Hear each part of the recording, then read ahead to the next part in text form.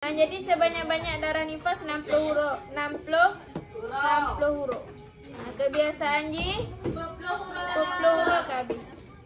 Dan sekurang-kurang suci yang memisah di antara dua buah haid itu 15 huruf. Jadi antara haid yang pertama dengan haid yang kedua benar pemisahnya 15 huruf.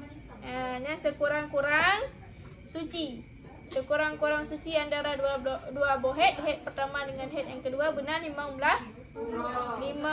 huruf. Dan memelihara alam tanah dengan kenyal tengku di antara dua buah haid daripada pisah antara haid dengan nifas. Yang benar pemisah antara haid dengan haid. Pemisah antara haid dengan haid benar 15 huruf. Jadi memelihara dari kentengkunya pemisah antara haid dengan nifas. Kan haid dengan haid tapi haid dengan nifas. Jadi pemisah antara haid dengan nifas menurut pendapat asah orang hamilnya haid.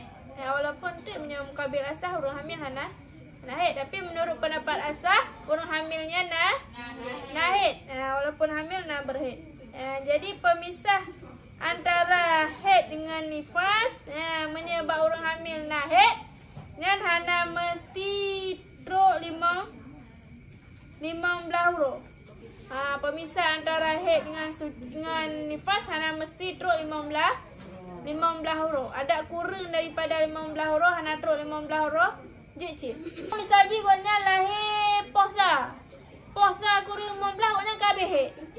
Berarti dengan 15 minit untuk melahirkan. Pemisah antara guna haid dengan nifas 15 minit cik. 5 minit cik. Yang hana mesti benar 15 huruf.